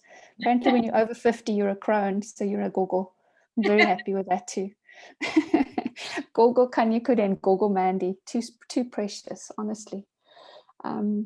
Yeah, so life is always just throwing gifts, you know, if we just, I mean, I think what you're creating here for me is a huge gift also, because it is one of the things about mental well-being is community. You know, that's what makes recovery so profound in the 12-step process is sharing your experiences with other human beings. And I think we've been so isolated, and our communities have collapsed. So to create this digital community in the way that you do it, Elaine, I think is super, super healthy for mental health. I'll definitely refer clients to come to spaces like this that are feeling isolated. Because I think after this, you might feel into your body and just feel like a whole lot of lightness, you know, like I did after I joined your Christmas one, because I just found some of the things shared there on that, it touched me. I mean, I was profoundly touched by some of the shares that night. Human beings also were very vulnerable that night. So, yeah, and you know, to also support someone like that, Ladles of Love, you know, I mean, what he's doing in the world is just, wow, you know, even through these crisis times. So what an amazing person. Yeah. Also, you know, that reminder that humans, you know, it's too easy. What was it? I remember when I was introduced to Carolyn Mace. I'm sure you know her work. And one of the first books I read was Why People Don't Heal. And Why people don't heal. And I really like audios. My eyes are really not great after chemo, and so I'm really good with audio. And so back then, 90s, I was listening to her books. And her first one, listening to Why People Don't Heal, she starts off and she says, you know, I'll go into this healing field, and you assume people want to heal, but they don't. Not all of them. You know, I remember when I listened to that, I was like, I don't know. I definitely understand her now, you know. But it's now coming back to that, people can heal, and mostly when they've heard other people's stories, there's that coming together and bringing hope back. If hope is gone, if curiosity is gone, when that doctor asked you the question, do you want to live or die, you would have said no. But it for me, when I was asked that question, it was because I was also asked that, and it was brilliant. I loved that he asked that. It was also an integrative doctor, and it probably was the probably same. the same doctor, Dr. Nye. No, but I actually saw him years before, and it was Raoul Goldberg. Oh, okay. They're really worth a visit, aren't they? They're just amazing. And I literally, that was the gold nugget I needed to get from him. But that question, I remember saying in a talk of mine as well. I just needed that question, do you want to live or die? But to have the curiosity and for us to bring hope. And my big question before I got diagnosed wasn't a question, it was a feeling I had. I didn't feel worthy. I didn't feel enough. And I felt lonely. I felt very lonely. So it's very important to me, you know, and then going through my own journey, but it's about bringing community together. My biggest dream is building a village, like it really is. And this is at a time of building a village. And I was really in the throes of that when I did my retreat in Italy, when we could travel normally, which we will one day again. But my mantra was, it takes, yeah, well, I mean, it's a very well-known ancient mantra of it takes a village. It takes a village. This is it, you know. Together we heal, together we teachers, together we teach and we learn, and I only learn from the students that come to, you know, I'm a facilitator of the teaching, as you are, you know, you conduit teachings and then use your life experience. So this platform it was born because I just never wanted people to feel alone. I think that's what's, you know, I think that what's worse than the pandemic itself is the isolation. I think the suicide rates are so high, mental health is at its lowest. And so I think that's cultivating this inner practice of being comfortable with yourself in stillness is really worthwhile in times like this, you know, to have some resource, internal resource you can go to. It's and I, you know, as a young woman, I just didn't have that resource. I just could not be alone. It was just awful. I'd rather be in a dysfunctional relationship, quite honestly, than be alone, you know. I didn't feel comfortable with myself. And I think what you named, which is so beautiful, is that not enoughness, that feeling of somehow, it's a very uncomfortable feeling, isn't it? Like when you feel like you have to do something in order to prove yourself in this life. It's exhausting. Oh, goodness. Oh, God. It's tiring even thinking about what I was like in my 31-year version of myself. I was so exhausted, burnt out at 30, you know. Much more flourishing at 50. Very interesting that. I think maybe we do. Maybe it gets better or easier. Maybe that's the gift. You've reminded me about a story. I remember, so I bumped into an art teacher of mine who was one of my favorite people in the whole wide world. And she really saved me on many levels when I was a teenager at high school, coming from it's a long story. But anyway, she saved me. And years later, I looked out for her, went to go and find her. I was 33 and I was doing my first art exhibition, solo art exhibition. And she was still teaching, she was heading a school, and she said to me, I'd seen her last when I was in matric, when I studied art with her, and she was like, how old are you now? And I said, I'm 33 and I'm happy. And I was happy because I was so miserable as a teenager. I had a really difficult upbringing, not dissimilar to yours, to be quite honest. And she said to me, and I loved this line and I never forgot it. And she said, if you love your 30s, you'll love your 50s. She went, I love that she was like, firstly, that optimism that I was going to last that long. And also, it wasn't like I had so much to look forward to. And here we're both sitting. I'm similar age to you. I mean, I'm turning 50 this year. Yay! Yeah, I'm happy, much happier as I get older than I was when I was younger. You know, the layers can just start releasing because holding on to them is exhausting. Yeah, wow. Turning 50 in the pandemic, hey?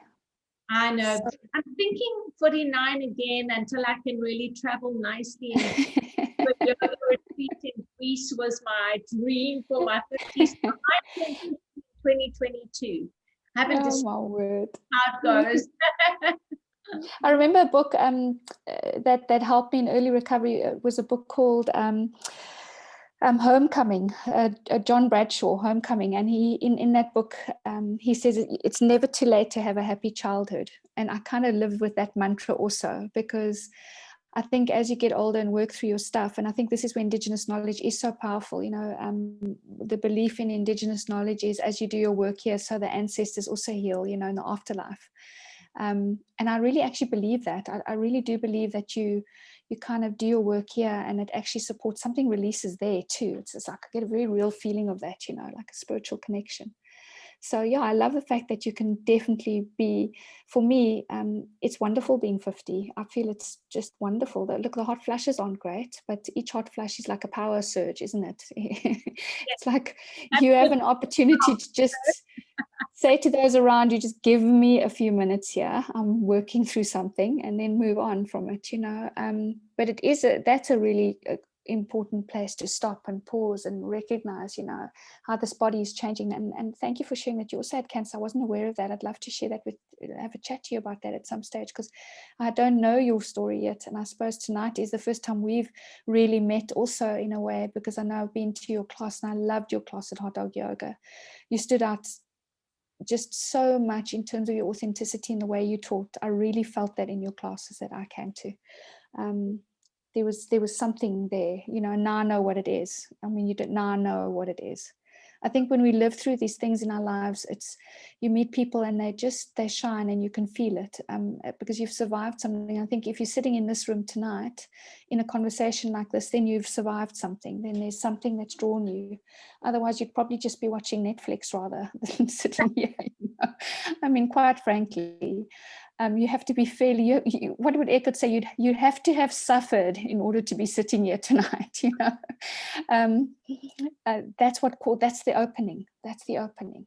Yeah, absolutely. I mean, it's a long, and we could maybe, that's a really nice thing, but we could maybe do another session where we do this conversation that we share, because, if I launch into it now, it opens up another. But it's such an interesting, like, I would never take away the experience of going through cancer for anything, because the doorway was profound. And I wouldn't be sitting here and having created this. I wouldn't have, changed career as well, and just moved to teach yoga full time. I love and adore teaching more than anything. Like, I am so grateful that I can get to do the absolute best thing in the whole world. And this morning I was like, I do my gratitude list when I'm in the shower. You said, can you just shower and do one thing? And when my mind goes, then I list things like, yeah, I know that one. And I was like, I have the best job in the world. I was like, it's not a job, it's a vocation. And you get to a place that it's really nice to get to the other side, also the other side of menopause. Initially, when I entered it, I was I went there prematurely because of chemo. So you kind of like thrust into it, and chemo finishes, but then menopause doesn't. And I remember thinking, oh, the other side of the fountain of youth. And I had to process and work that and, work through it and until I actually, and gratefully quite quickly, because, there you are, you've got to like, again, is it light? Is it dark? Is it bad? Is it good? Judgment, is it that? But actually, it's a doorway where you enter a woman's wisdom. And when I could get to that place, it's like, this is a great place to be. But there isn't much conversation I'd heard about it before. And now I'm so grateful, like you say, being this age, having entered that doorway, and then we have something to really share that's beyond us. I also love that, like, with your story, that's what I want with this thing. This is why your story and your sharing is so beautiful, because your sharing is beyond you. Oh, thank you. Yeah.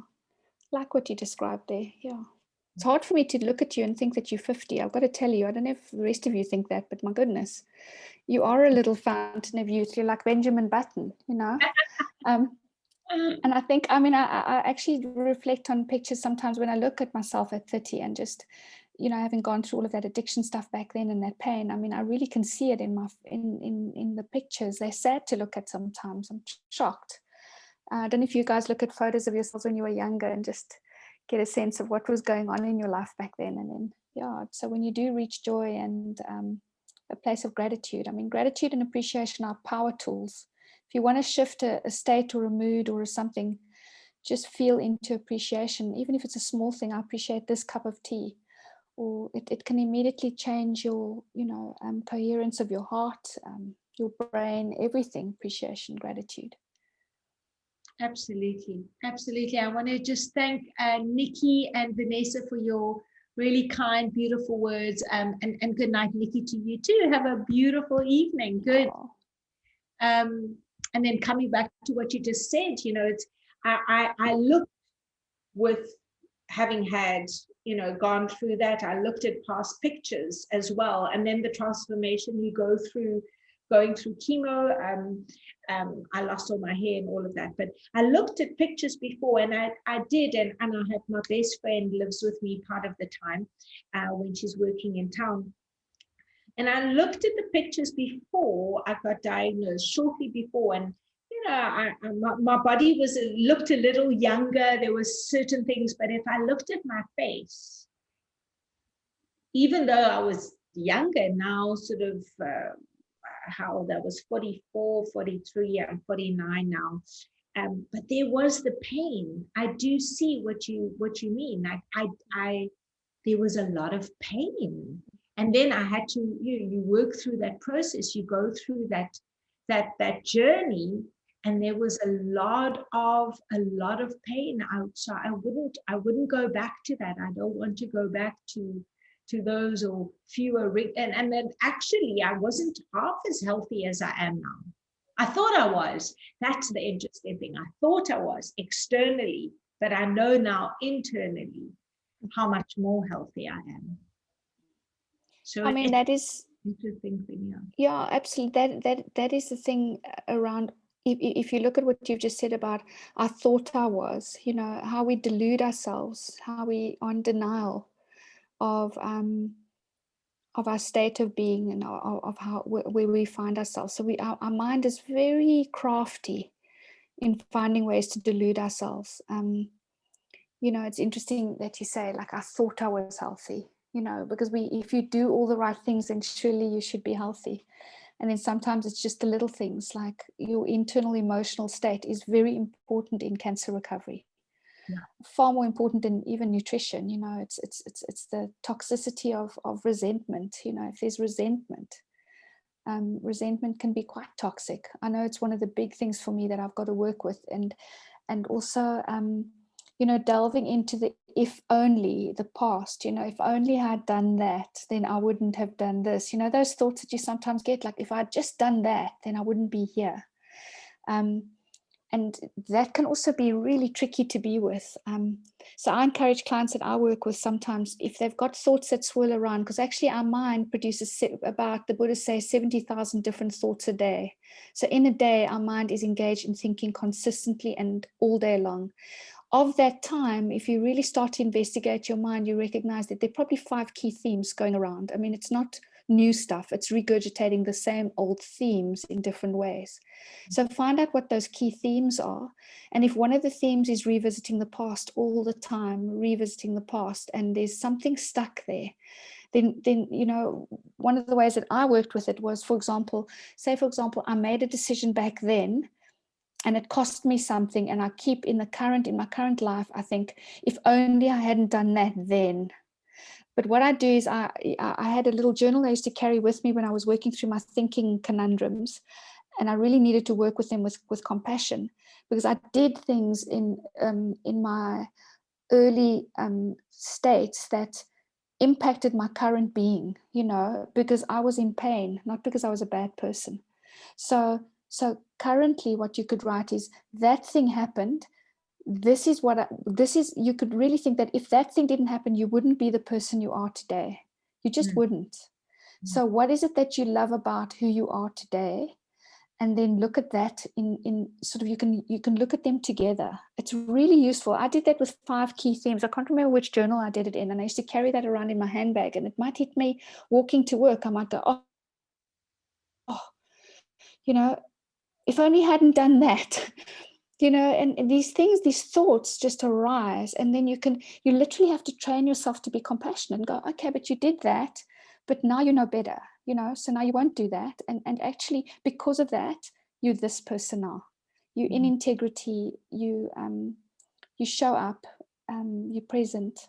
And because of the pain that I've been through, I'm much more open-hearted and compare with people. One of the most beautiful things that I love about my work, clients would come and go, I'm going to tell you something, and you're probably not going to be able to even look at me or talk to me after this, or like, it's the deepest shame, it's just terrible what I've done. And then it's something sort of innocuous, like, because I know that in my life I've been down shame doors, and shame dies in exposure, as I said, in recovery. So it's given me the opportunity to be present to my clients without judgment. That's what going through that, and that's what's so critical for me in the work that I do, is that I'm just a canvas where people can come and they can talk their truth without feeling judged, or I did something wrong, or I'm bad, or I'm mad, or I'm crazy. That's what my client, I'm mad, bad, or crazy. because I've been all of those things. We all of those things. We are the full. We have all of life in us. We light and dark, light and shadow. You know, it's not just. When I went to recovery, what's coming up for me now as I sit here, when I went to recovery, I went to Stepping Stones when I was about 31, 32, inpatient for about 3 weeks with codependency. I was really ill and I was in an extremely dysfunctional relationship, and it would kill me if I stayed in it. It was really, really not healthy. And in one of the sessions that we did, they asked us to draw a line down a piece of paper and write your light qualities, the things you like about yourself, and then on the other side, write your dark qualities, and literally asked you to draw it. I've still got it. It's still somewhere here. It's so interesting. And because I was codependent and so attached to the pseudo version of myself, I could write all these lovely things about myself that I could kind of see, you know, oh, you know, this, and this, and this. And then I had to look at the shadow. And the shadow was really, really hard. You know, it took a lot harder to write down the shadow. Jealousy, rage, bitterness, control. You know, but when you actually face that part of yourself and integrate it, you know, the both and the duality of who we are, it no longer has a hold of you, if that makes sense. Absolutely. It's almost like you face it. You let the monster in. You go, okay, well, what is it that I need to look at? And it's actually all of us as humans have shadow. And if we don't integrate, then that shadow rules us, you know, and it seeps out at the times that we least expect it. So, yeah. The shadow after that is, I mean, you know, duality exists so that namaste is what it is. You know, that's on the hands together. I love that. About the contrast. We can't live in a world without contrast. Otherwise, there would just be this even, you know, that's why the concept of the Garden of Eden didn't work. Oh, so, wow, I like that.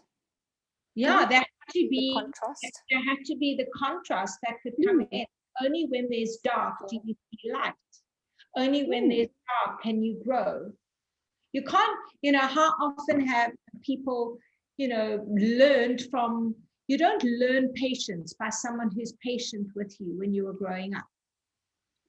You don't learn independence by, you learn it because there's a contrast to it. Can I just go and dish up? So we've made dinner, so I'm just going to dish up. That's brilliant. It's brilliant. So you know, I think instead of seeing it as a negative thing, the dark is a necessary thing, and to friend it. Yeah, absolutely. I mean, that's, I think, you know, the essence of mindfulness is turning toward whatever is here. And on the courses that I do, we talk about the blanket of indifference. I think one of the states that human beings really struggle with is boredom, you know, just nothingness, nothing, and they will seek out something to. And John Kabat-Zinn asked us to, you know, the state of boredom is actually a very interesting state if you pay attention to it. Like, what is going on? What's really slowed down around these states that we don't want to be in? Because those are the ones that actually, if you can befriend and turn toward, those are the ones that help you in times like this, you know. If you've really befriended boredom, if you really befriended fear, terror, panic, all the visitors, then when they really do hit in something like a pandemic, you've got more resilience, you've got more ability to be with them. I think it's worthwhile cultivating ability to be with difficulty and with challenge in a kind way. So it's quite profound, actually. That's part of life. It's just part of life. It's never going to go away. It's just, I think, really been exaggerated and exacerbated by the fact that we have to be more still, we less social, so you have to be with yourself. I mean, I've spent a large part of my adulthood, even as a child, alone, so I think I've got quite used to it, but you know, really wanting to build a kind community moving forward. But I also, what I want to do is help people deal with self, because it is scary to be more still, less busy, less social, and how to cultivate good tools. I kind of like the word sort of metaphorical world of like tools. So build up a toolkit. Conversations toolkit. Yeah.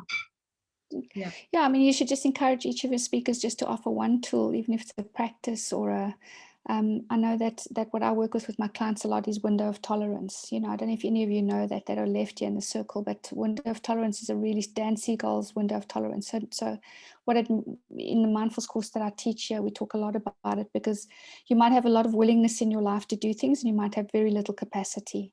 So know the difference between the willingness that you have and the capacity. Most of us are really, we want to bring 1000% into things, you know. And it took me a long time to recognize that there are times in my life I do not have the capacity to meet that. And at those times when I override that, I get into trouble. So maybe for yourself, also just know what your capacity is like. Yeah, definitely it's something I've had to learn this year. Definitely, yeah. I overdo it completely. I see there's a nice message from Kat. Thank you, Kat. Good night to you. Thank you. So nice to see you. Right. Thank you for staying so long. It's lovely to see you in the space. Sleep tight. Yeah, I mean, those that are left, if you've got any pressing something that you want to say, or please feel free. I want to just stay for a few more minutes with Elaine. Yeah. Tell us your thoughts, Lisa. So much for this evening. I look forward to watching this again. So much all the way from Norway. Cheers, Lisa. Thank you so much. You've got like a very quiet presence there. Thank you. So lovely to see you. Take good care. I love this. We've got like it's all over. Irene's here from Greece. Mandy, I'd like to just comment on where you spoke about Indigenous not just being African. You opened up my mind to a different way of thinking about it. So I want to thank you for that. And also, I have an African name that was given to me by my nanny. Wow. Because I was born in the Free State, so it's a Sesotho name, which is Ntabi Singh, which means happy. That's right. Oh. And it's the first time that I've really, I mean, I always tell Sesotho people my name is Ntabi Singh, and I always think of it in terms of me having brought happiness to my family because I was the firstborn. But this is the first time I've actually thought of it as me embodying happiness. And it's something that I need to like think about a bit more, but I wrote it out now and I'm going to put it in my bedroom so that That's so beautiful. And I mean, I think with that's beautiful. Carry on, sorry. No, I just know that there's something there. So I thank you for opening that kind of thought wave. Stunning. I mean, I think what was profound for me when we were teaching Mamawetu, when I learned from the Sangoma, just each of us, honestly, when I started looking at my own heritage, you know, where I come from, my lineage, we don't do that as white people often. We don't, you know, it's so profoundly important in Black culture. And it really meant something. It was very touching in the sessions in the session we do on names and genealogy and stuff, to really listen to African, to the white perspective. Just beautiful. You know, many of us are Germanic. Just interesting. And so I'm so happy for you. And what a beautiful embodiment. I can see that in you, that you live your name. That name and not something else. But also I like what was it? I wrote it down, race awareness group. That sounds really interesting. And you know, when you think of groups like that, I've always thought of them as being integrated groups. I've never imagined it to be one race discussing how they can be in this space more consciously. So that's also something I'd be interested in. I really encourage you to get Ruth King's book, Mindful of Race. And she has the rag, and I need to think what we're going to do with the rag, because it's getting bigger and bigger. But chat to me after this. it's a very healing space for us to be in, to discuss how she asks us to be very, if you're Black, be in a Black rag group, Indian, not because we're trying to create, we want to work our stuff out in those spaces, you know, and it's been really amazing, that group. There's no cost to it. It's just, I just wanted to start running it because I wanted to do something about how I could confront my own whiteness. You know, what does it mean? How do we talk about it? How do we and it shows, you know, when I'm in Black spaces now, I feel much more able to, you know, one of the things that was shared in our RAG group that really stuck with me with this gentleman that was in the group, he said that he worked in a diverse background, and so you asked the Black man, like, what do you want from me as a white man? He said, just to be the best white man you could be. I just loved that. It really stuck with me. I thought, oh, that's easy. Okay, well, wow, okay. So these little nuggets that kind of pour out when you're in groups and you just share with each other, it's really beautiful, profound.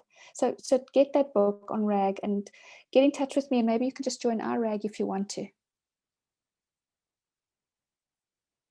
Yeah.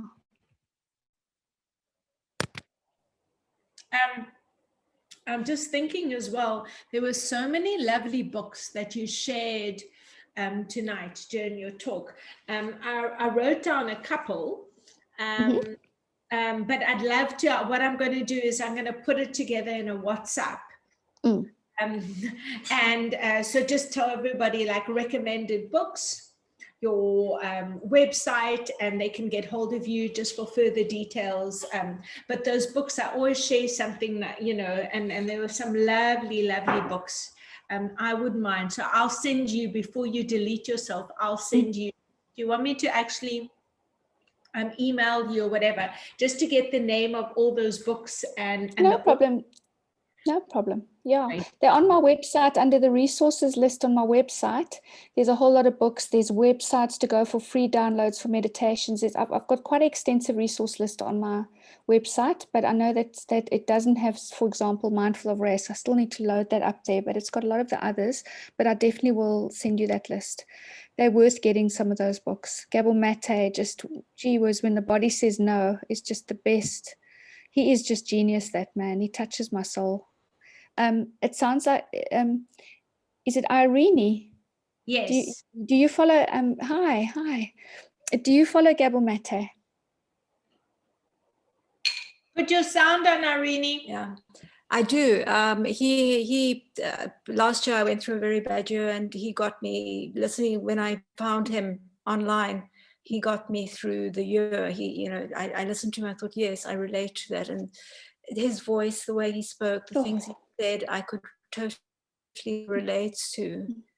And he has no judgment. He has no judgment. I think he's a very beautiful person. His interview with Russell Brand is actually something to watch. I think I've seen Russell Brand interviewed him. Beautiful. I would actually listen to his talks and re-listen to them because they calmed me at a time when I was very distressed. And also because I related to a lot of what he said, but a lot of what you said as well. I connect to so much of what you said. And what I'm totally fascinated. I love this idea of ancient knowledge that you talk about. Names, I think, is being Greek. Names our names have symbolism. There's a lot of in the Greek language, there's a lot of etymology and all of that. So I find language and names totally fascinating. You'll love Google.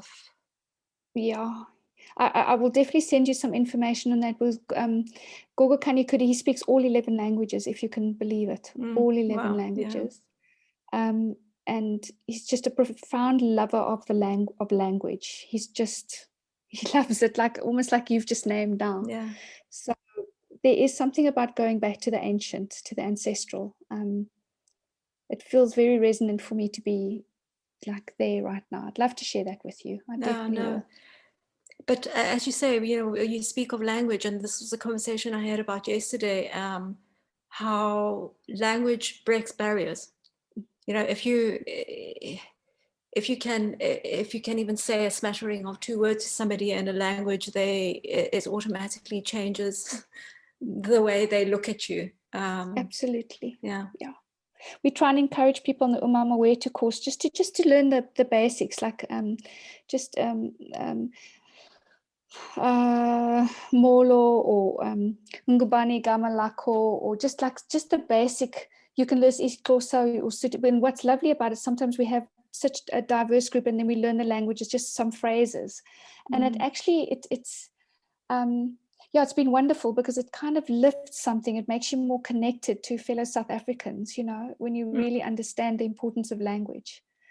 And so when I'm standing in a queue and I can speak just a few words, I get such a different response. It's almost like, oh, wow, or sometimes just when someone says their name, like Non Slavanifo, and we sometimes don't take the essence of the whole name. We'll call Noni just to make ourselves come, but Non Slavanifo, and to understand what that name means and to the significance of us, to try and get our tongues around.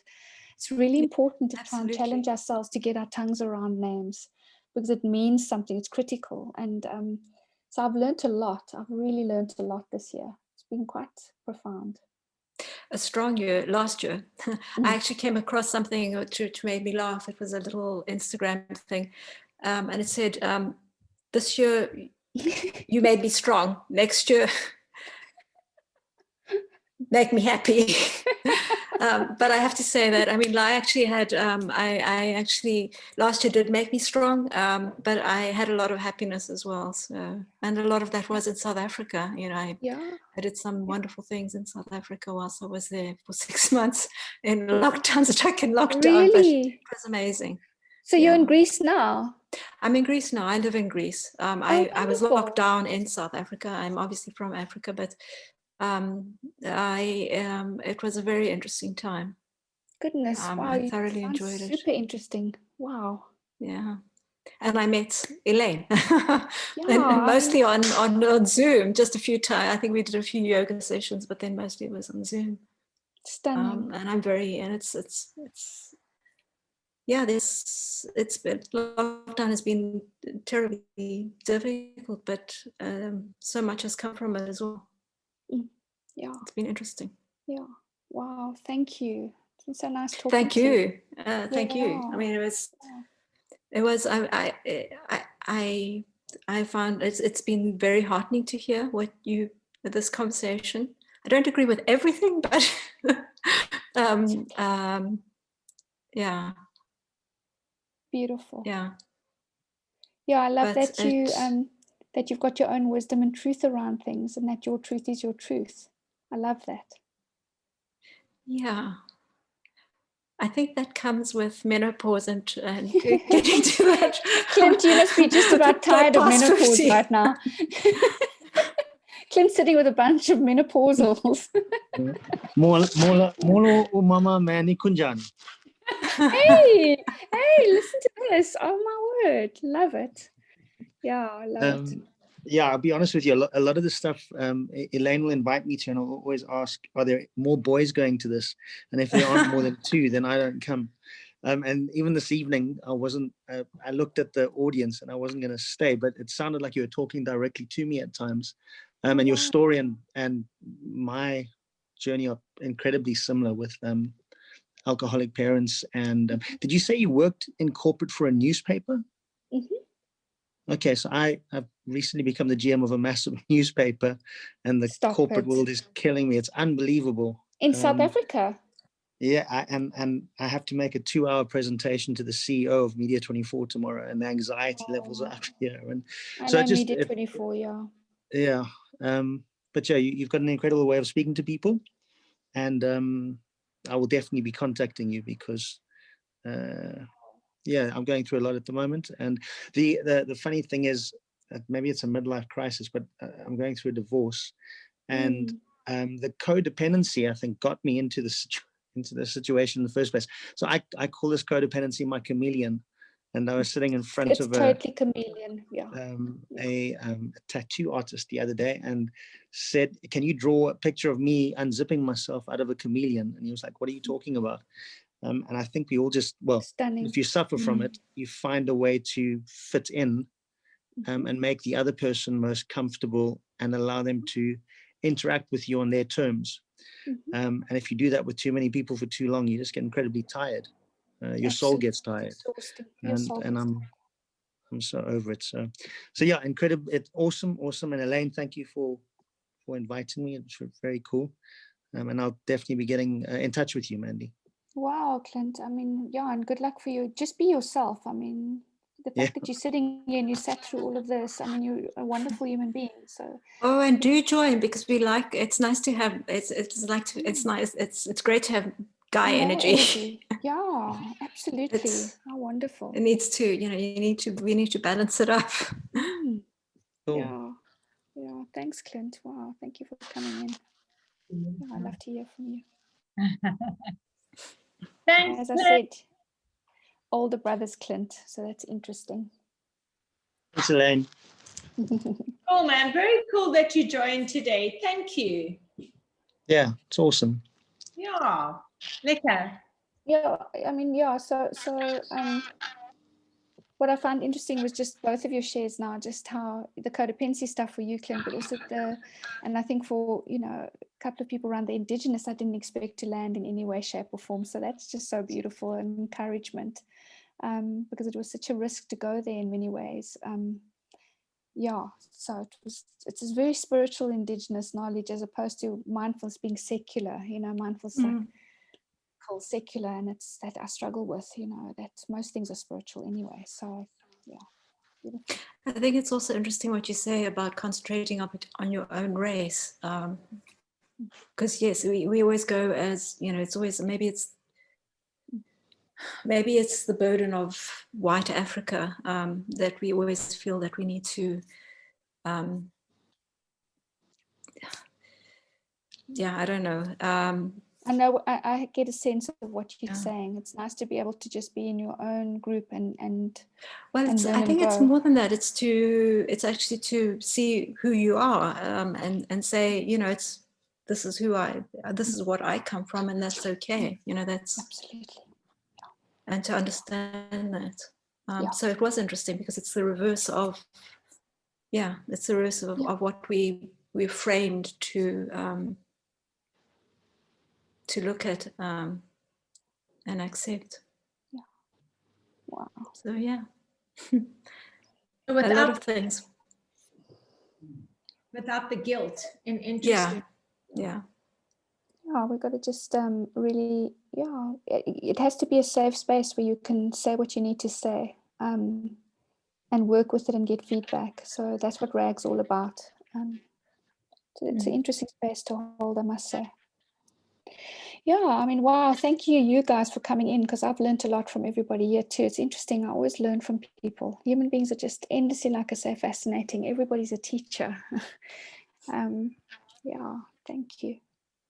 I wanted to, because Tracy asked, and I also wanted to know the name of the book and the author you were both speaking of. The Mindful of Race. Irene, you mentioned as well, you had been... Gabor Mate. When the Body Says... He's written a couple of books, but When the Body Says No is a good one. I think The Realm of the Hungry Ghosts. I think that was the other one. Irene, I think about something about the hungry ghosts. I mean, he mainly works with addiction and codependency and the struggles of but also, I mean, if you want to just go onto YouTube and put his name up, and you'll come up with so much stuff as a starting point. How do you spell? Gabor, Gabor, Gabor, and then I think it's Mate, right? Yeah, Mate, Thank you. Gabor Mate. Yeah. Mate. Will you send me that info on a WhatsApp, because these are all books and everything. I'll send everything through on a nice sort of clean document, and then you'll have access to it. Yeah, definitely. Lovely. And I'm just thinking, I think me and you should get together and have a very lovely cup of tea or cup of coffee and a good chat. It will be lovely to reconnect with you. I'd love to reconnect and yeah, just get a sense of your story. It sounds, wow, you've been through a lot. You're an interesting soul. We all have a story. I remember that was such a beautiful thing my father said. He said, we all have stories. I love stories. It's so, and this is what I love. Kitchens were the place when I was growing up. The first room I would go to when I came home was the kitchen. And just go and share. Yeah. Kitchen is where it's the heart of the, I grew up in the kitchens. And boy, did I show it when I was a kid. Oh my goodness. Yeah. That's lovely. So how does everybody feel? Because I think I'm going to go and get a cup of tea. Mine's finished now. It was really lovely connecting with you all, and I definitely will send the document through to you, Elaine, and we'll check in a little later or tomorrow or whatever anyway. And absolutely. Hopefully I get to connect with some of you again, just in other spaces. It'll be beautiful. It would be lovely, yeah. Thank you so much, Mandy. Thanks, Ek. Yeah, thanks both of you, the three. Elaine and Mandy. It was just pleasure. Thanks for this. It was a great start. Thank you to you guys. Good luck for tomorrow, Clint. Oh, good luck. And Elaine, I'm only going to see you I'm missing my yoga sessions, but I'm only going to manage it next time. I hope I can manage it on Wednesday. Okay. Whenever you can. Yeah, you must send me your yoga stuff. I want to know when you're doing something. I'll see if I can get back into it. So yeah, I'd love to do that. Okay, lovely. We'll connect. If you have some time, maybe we chat tomorrow and we can set up and go and have coffee or something at some point next week. See what you're saying. Beautiful. Divine. It was so good having you in my kitchen. Thank you so much. Thank you. Good night to everyone. Sleep tight. Be well. Good night. Bye, everyone.